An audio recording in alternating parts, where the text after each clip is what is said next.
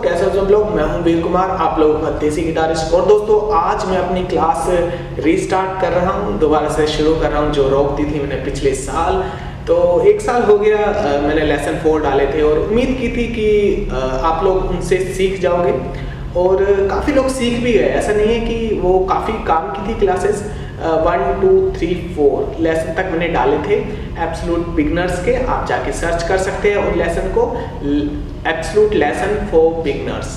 तो first class आपका था, first lesson, second class, third class, fourth class. तो 4 क्लास तक डाली थी जो आज ये लेसन 5 है। तो 5th क्लास है हमारी सीखने के लिए। तो आप सबसे पहले इन 4 क्लासों को खोजें और इस पे प्रैक्टिस करें, उसके बाद आप ये क्लास सीखें। तो ये लेसन 5 है हमारा। और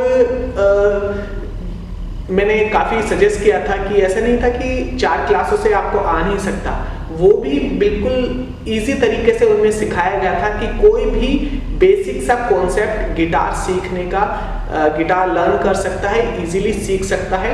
उसके बाद मैंने काफ़ी वीडियोस में अपना बताया था कि आप बहुत से पूछते थे सर लेसन 5 कहाँ पर है।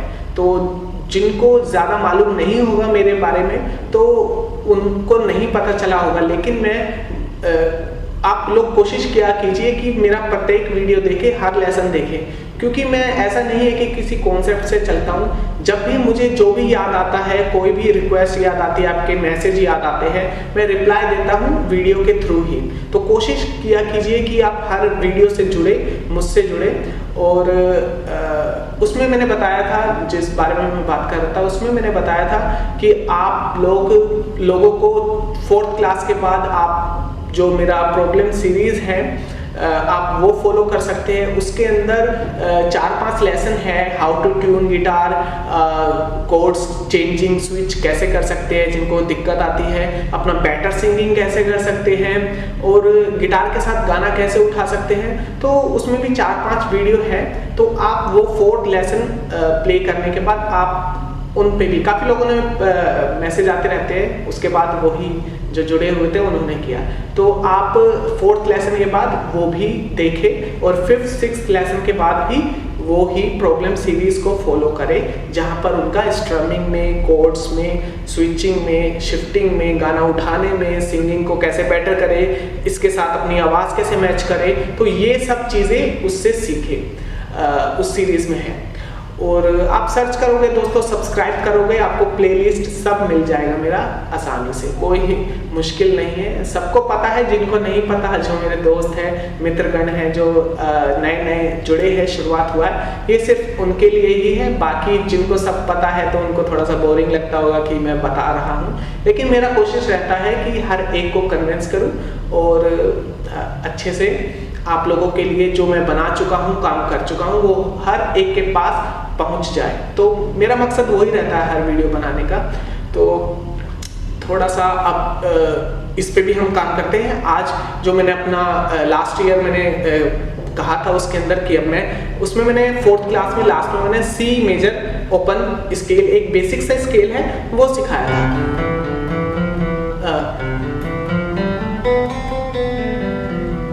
तो ये मैं सारे गा मा पा धा नी सा धा पा पा सा नी धा पा मा गा रे सा, वो मैं प्ले कर रहा हूँ। तो उसमें मैंने ये सिखा दिया। तो एक बार और रिवीजन कर लेते हैं, थोड़ा अच्छे से स्लो से मैं बता देता हूँ। आप फिंगर्स फॉलो करना और आप देखना कि कहाँ पर क्या है। फिर उसके बाद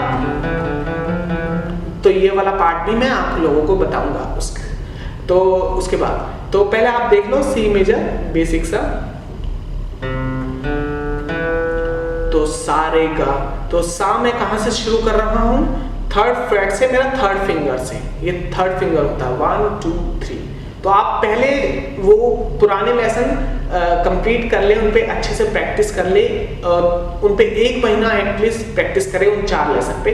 फिर उसके बाद आप ये उठाएंगे तो आपको इजी लगेगा। तो अब आप देख लो 3rd फिंगर मेरा 3rd फ्रेट पे और ये स्ट्रिंग का नाम है ए। तो 3rd freight 3rd finger on a string, सा सा, एक बार तो 3 सा। अब रे कहां पर है, नीचे स्ट्रिंग पे आ जाता है ओपन स्ट्रिंग रे, ये डी स्ट्रिंग है रे, तो हमारा हो गया सा रे। अब गा कहां पर आता है, सेकंड फ्रेट और सेकंड फिंगर आता है मेरा किस पर, सेकंड फ्रेट पे डी स्ट्रिंग पे। गा है तो सा रे गा। अब इसके बाद आता है मा, तो मा सेम फ्रेट सेम स्ट्रिंग रहेगा और फ्रेट ये वाला थर्ड फिंगर लग जाएगा थर्ड फ्रेट पे डी स्ट्रिंग पे। तो हमारा सा रे गा मा तक हो गया, सा रे गा मा।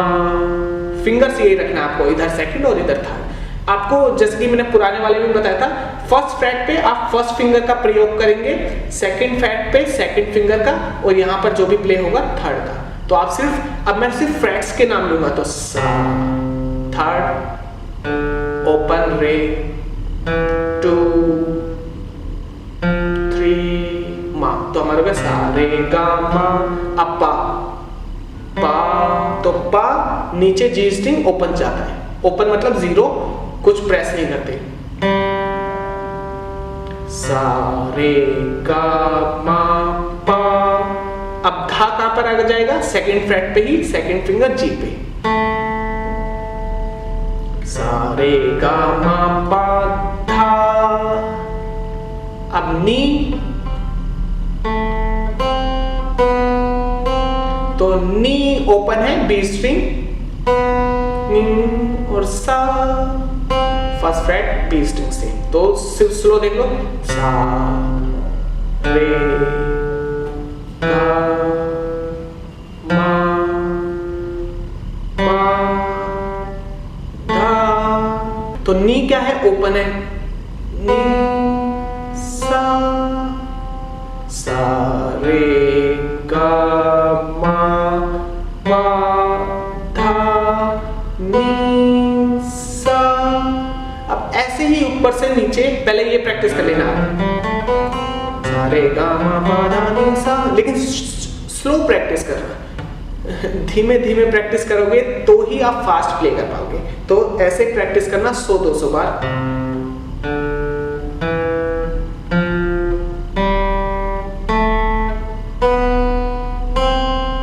और बोल बोल कर करोगे तो ज्यादा अच्छा रहेगा, सा रे गा मा।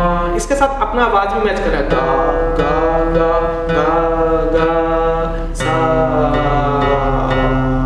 ऐसे आवाज का कोशिश करना तो बेटर होगा, आपको एक ट्यूनिंग बनेगी गिटार की और आपकी। सा रे गा मा पा धा नी सा, सा नी धा पा मा गा रे सा। मुंह खोल कर गाए गले के साथ। तो बेस वॉल्यूम रखें थोड़ा, फिर पहले ऊपर से नीचे ही प्रैक्टिस करें, फिर उसके बाद नीचे से ऊपर जाए। तो सेम रहेगा नीचे से ऊपर जाने का भी, सा नी, तो सा 1 0 0 3 2 0 3। तो जैसे ऊपर से नीचे गए वैसे ही। तो आप ये खुद ढूंढने का कोशिश करना, आप खुद से ट्राई करते हो तो ज्यादा एबिलिटी, क्षमता बढ़ती है आपकी चीजों को ग्रैब पकड़ने की, ठीक है। तो आप कोशिश करना कि आप खुद से भी कोशिश करो, ये नीचे से ऊपर कैसे जाना है, लिखकर नोट्स बनाओ, जैसे कि 0 3 2 1। तो ऐसे ही आप नोट्स भी बनाओ, फिर 0 इस पे आ रहा है, 1 इस पे आ रहा है, तो देख के भी प्रैक्टिस करो। अब जो आज का क्लास है वो है सा रे गा मा। जो इसका आगे का चलेगा प्रोग्रेशन, तो वो वाला ये स्केल है दोस्तों, ये सरगम लगा लो आप, सरगम है तो सरगम चलती है तो इससे एक ध्वनि उत्पन्न होती है, एक धुन उत्पन्न होती है। तो ये सीखना इसलिए जरूरी हो जाता है हमारे लिए कि इजी वे में मैं आपको यही बता सकता हूँ कि काफ़ी लोग पूछते हैं कि स्केल्स क्या है, कैसे यूज़ होते हैं, कैसे नहीं। तो मैं लेसन 5 में आपको कंफ्यूज नहीं करता, ज़्यादा डिटेल में मैं बताता नहीं हूँ, क्यों? क्योंकि हमारे पास सीखने के लिए काफ़ी कुछ होता है और समझने के लिए तो उससे भी ज़्यादा कुछ होता है। तो जब हम सीख रहे होते हैं तो हम कोशिश करते हैं, या मैं कोशिश करता हूँ कि आपको वही दिया जाए जो आप समझ सको। अब आपके ऊपर से कोई बात जाएगी, जैसे मैं एकदम शार्प बोल दूंगा, शार्प मेजर, अब मुझे उसको भी बताना पड़ेगा इस बीच। तो मैं कोशिश करता हूँ शार्प क्या होते हैं, माइनर क्या होते हैं, मेजर।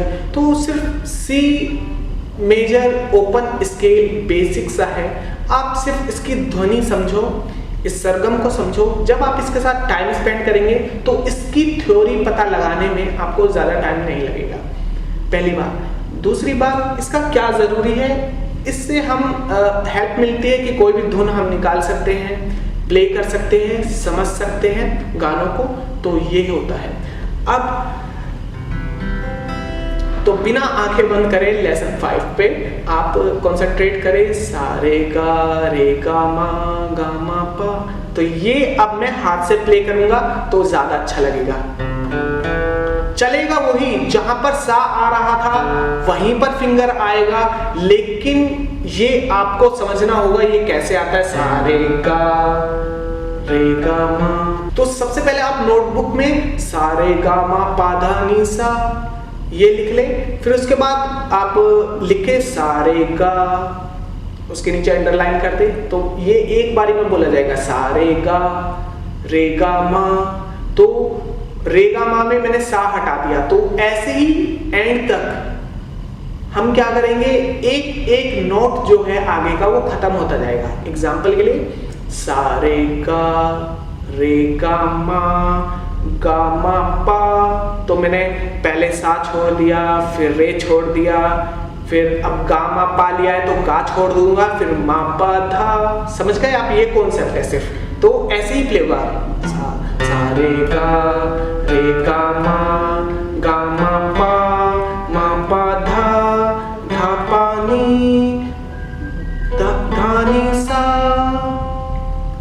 फिर ऐसे ही उल्टे जाएंगे हम, सा नी धा पा मा गा रे सा। ये कॉन्सेप्ट है। इसको आप लिखे जो भी हैं, और जो सिंगिंग के लिए चाहते हैं वो बोल बोल कर पहले प्रैक्टिस कर ले। सा रे गा मा पा धा नी सा नी धा पा मा गा रे सा रे गा। थोड़ा सा बोरिंग लगेगा पर ये हेल्प करेगा आगे आपको सभी गाने सीखने के लिए, और थोड़ा सा धुन को समझने के लिए, नोट्स को पकड़ने के लिए, हिट करने के लिए हमारे माइंड में। तो ये सारी चीज स्केल्स में हमें काम करती है आगे खुद से म्यूजिक निकालने के लिए भी। तो अब ये क्या है, ये कॉन्सेप्ट आपको मैं सिखाऊं कि, तो थोड़ा सा बता देता हूँ, बाद में आप कॉन्सेप्ट समझ लोगे तो आप खुद फिगर आउट कर लोगे कि कहाँ कौन सा फिंगर रखना है। तो जो सा है वो सा ही प्ले होगा, बस आपको खुद नोट्स बना लेने हैं अगर आपको ये चाहिए। तो देखो,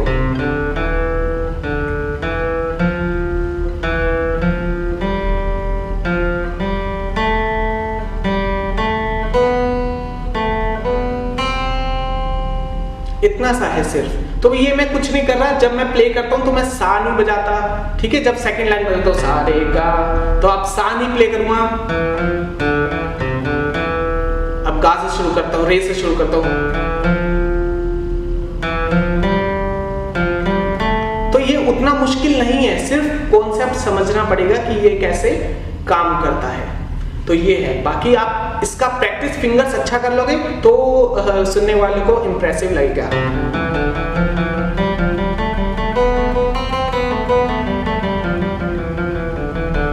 और मैं यार काफी दोस्तों आप लोगों को ये बताता हूँ कि काफी लोग ऐसे फिंगर रखकर फिर भी प्ले कर लेते हैं। तो ऐसे करते हैं,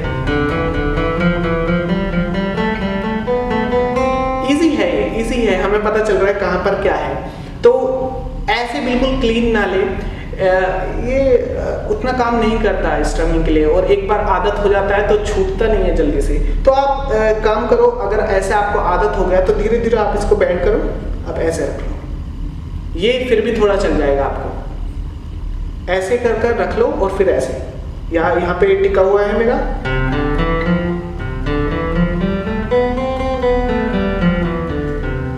ऐसे नहीं तो फिर आप ये भी एक शॉर्टकट है आपका। ये शॉर्टकट क्या है, ये सिर्फ लॉन्ग टर्म के लिए नहीं है, मतलब ये रिस्ट्रिक्शन है इसमें। आगे जाके ना आपको बाध्य होगा, आप जब ऑल्टरनेट पिकिंग करेंगे तो आपको चाहिए ये मूवमेंट कि मेरा रिस्ट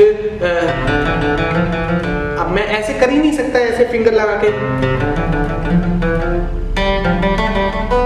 क्योंकि उतना ये नहीं जा रहा, मेरा रिस्ट मूवमेंट नहीं हो रहा, मैं दे नहीं पा रहा हूँ, मूव नहीं कर पा रहा हूँ।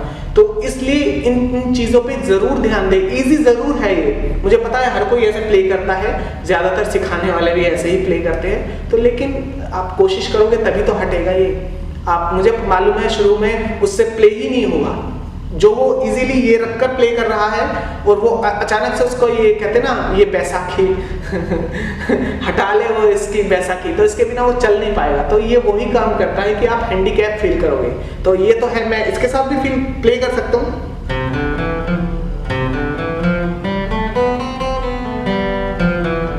ये कर सकता हूं मैं, लेकिन इसको हटाकर वो ये वाला प्ले नहीं कर सकता। क्यों? क्योंकि बहुत से कर भी लेंगे लेकिन वो काम नहीं करेगा। सिर्फ इसके लिए नहीं, ये तो एक ही जगह पे जब भागना पड़ेगा हमें तो उठाना पड़ेगा, ठीक है। तो ये वही वाला बात हो जाएगा जैसे अमीन तूफानी का है, वो ये फ्लेमेंको और ये वाला स्टाइल प्ले करते हैं, फिंगर स्टाइल प्ले करते हैं। तो ये वही बात हो जाएगी कि आप जो फिंगर से प्ले कर रहा है आप उसको बोल दो भाई इससे प्ले करके दिखा या फिर जो इससे प्ले कर रहा है आप उसको बोल दोगे यार फिंगर से प्ले करके दिखा। तो यही है, इससे प्ले करने वाला फिंगर से उसको मुश्किल होगी और जो उससे प्ले करने वाला उससे मुश्किल होगी उसको। तो बात बताने का ये है, समझाने का तरीका कि अलग अलग तरीके से प्ले होता है। तो आप प्रैक्टिस वैसे ही करें, जैसे आप अभ्यास करेंगे आपको वैसे ही आदत पड़ जाएगा।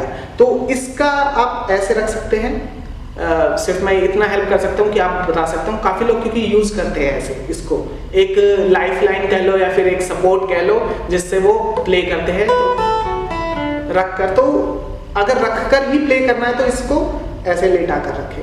और दूसरा बात है, आप ब्रिज पे ऐसे करके रख सकते हैं। तो ये मेरा हथेली यहाँ पर रहता है, ये भी एक ईजी है। तो ये मैंने टिकाया हुआ, सिर्फ मुझे सपोर्ट ही चाहिए ना हाथ को, ताकि मैं थकूं ना प्रैक्टिस करते हुए। तो इजीली हो जाएगा। ऐसा थोड़ी मैंने बोला हुआ है कि हवा में लटका के रखो हाथ, तो आप यहाँ पर टिका दो ऐसे, भले ही इससे। तो ये तो गलत है ना, इससे मूव नहीं करेगा। तो इस पे भी ध्यान दें। और सिर्फ देख लो, आप कॉन्सेप्ट समझ में आ गया होगा। सिर्फ लास्ट टाइम आपको बता देता हूँ।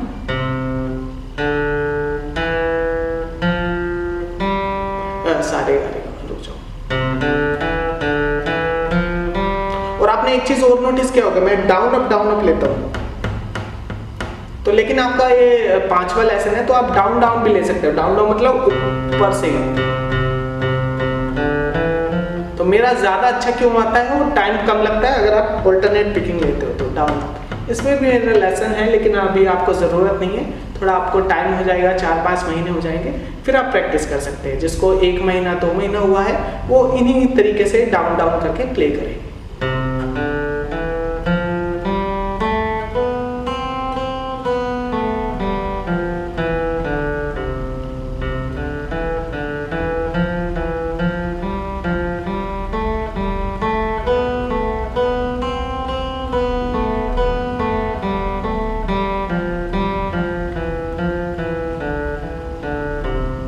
कुछ भी नहीं है, ये सिर्फ कॉन्सेप्ट समझने का वो है। अगर आप 0-0 या टैब्स आप चाहते हो इसका, तो आई एम श्योर आप नहीं कर पाओगे।